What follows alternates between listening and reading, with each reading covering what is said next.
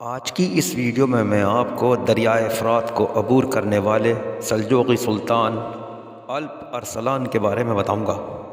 الپ ارسلان ایک سلجوقی سلطان تھا۔ وہ 20 جنوری 1029 میں خوارزم میں پیدا ہوا۔ اس کا اصل نام محمد جعفر بیگ تھا، لیکن بہادری اور شجاعت کے سبب الپ ارسلان کے نام سے مشہور ہوا۔ اس نے اپنے چچا تغر بیگ کے مرنے کے بعد بڑی آن بان شان و شوکت کے ساتھ اپنی حکومت شروع کی اور اپنی سلطنت کو روز بروز وسعت دینے میں مشغول رہا۔ میں ہوں محمد ناصر اور آپ دیکھ رہے ہیں چینل گلدستہ معلومات۔ ویڈیو شروع کرنے سے پہلے میری آپ سے درخواست ہے چینل گلدستہ معلومات کو سبسکرائب کریں اور بیل آئیکن کو ضرور دبائیں۔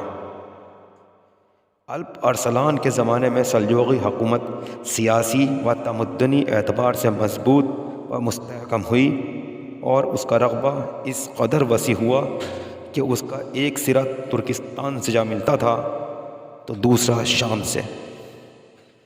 اسلام کی تاریخ میں الپ ارسلان پہلا فرما روا ہے جس نے دریائے فرات کو عبور کیا اور سرزمین شام میں قدم رکھ کر ترکستان تک پہنچ گیا۔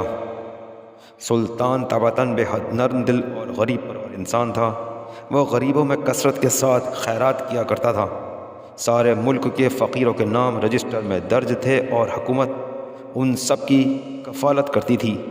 سلجوقی سلطنت 11ویں تا 14ویں صدی عیسوی کے درمیان مشرق وسطی اور وسط ایشیا میں قائم ایک مضبوط مسلم بادشاہت تھی۔ اس کے حاکم نسلاً ترک تھے۔ مسلم تاریخ میں اسے بہت اہمیت حاصل ہے کیونکہ دولت عباسیہ کے خاتمے کے بعد عالم اسلام کو ایک مرکز پر جمع کرنے والی یہ آخری سلطنت تھی۔ سلجوقیوں کے زوال کے ساتھ ہی امت مسلمہ میں جس سیاسی انتشار کا آغاز ہوا، اس کا فائدہ اٹھاتے ہوئے اہلیان یورپ نے مسلمانوں پر صلیبی جنگیں مسلط کر دیں اور عالم اسلام کے قلب میں مقدس ترین مقام بیت المقدس پر قبضہ کر لیا۔ الپ سلطان بے حد بیدار، مغز اور بہادر بادشاہ تھا۔ اس کے عہد میں سلجوقی سلطنت کی حدود بہت وسیع ہوئیں۔ اس نے پہلے ورات اور جند کو اپنی قلمرو میں شامل کیا، پھر فاطمی حکمراں کو شکست دے کر مکہ اور مدینہ کو اپنی قلمرو میں شامل کیا۔ اس نے اسلامی دنیا میں سلجوقیوں کا اثر و اقتدار بڑھا۔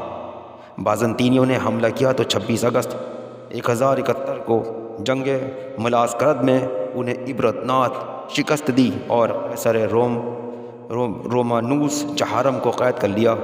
قیصر روم نے نہ صرف تاوان جنگ ادا کیا اور خراج دینے پر رضامند ہوا، بلکہ اپنی بیٹی سلطان کے بیٹے سے بہادی اور جارجیا اور آرمینیا کے علاقے اس کو دے دیے۔ سلطان خوارزمی گورنر یوسف الخوارزمی کی تلوار سے شدید زخمی ہوا اور 4 دن بعد 25 نومبر 1072 کو محض 42 سال کی عمر میں انتقال کر گیا۔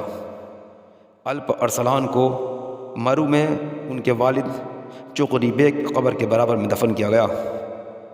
جلد ہی سلطان الپ ارسلان کی حکومت مغربی ایشیا تک پھیل گئی تھی۔ اس نے فیصلہ کیا کہ وہ بہت جلد ترکستان کو بھی اپنی حکومت کا حصہ بنائے گا، جو اس کے آباء و اجداد کا اصل گھر تھا۔ اس نے دریائے آمو کی طرف پیش قدمی کی۔ اس درمیان اس کے محافظوں نے یوسف الخوارزمی کو گرفتار کر کے سلطان کے سامنے پیش کیا۔ جب یوسف کو سلطان کے قریب لایا گیا تو سلطان نے اسے تنہا زیر کرنے کی ٹھان لی۔ الپ ارسلان کو بطور تیر انداز اپنے اوپر بہت ناز تھا اور اس نے اپنے محافظوں کی طرف اشارہ کیا کہ وہ بالکل مداخلت نہ کریں۔ اس درمیان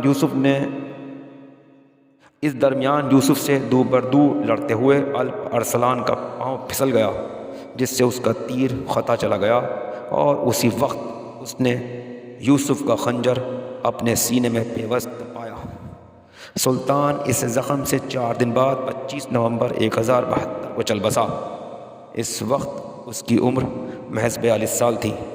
مرتے وقت سلطان نے اہل دربار سے کہا کہ میں جس لڑائی میں بھی گیا، میرا بھروسہ ہمیشہ اللہ پر رہا، لیکن یہاں جب ایک ٹیلے پر کھڑے ہو کر میں نے اپنے لشکر کا جائزہ لیا تو میرے دل میں خیال پیدا ہوا کہ اب دنیا کی کوئی طاقت میرا مقابلہ نہیں کر سکتی۔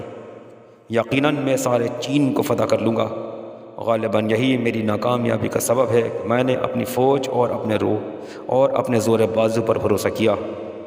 الپ ارسلان کو اس کے چچا تغرل بیگ اور والد داؤد بیگ کی قبر کے پاس مرو میں دفن کیا گیا۔ آج کی ویڈیو میں بس اتنا ہی۔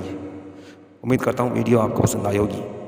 ویڈیو کو لائک کریں، شیئر کریں، چینل کو سبسکرائب کریں، بیل آئیکن کو دبائیں اور کمنٹ باکس میں جا کے کمنٹ ضرور کریں۔ اسی کے ساتھ میں محمد ناصر اپنے چینل میں دستہ معلومات کے ساتھ آپ سب سے اجازت چاہتا ہوں۔ شکریہ، اللہ حافظ۔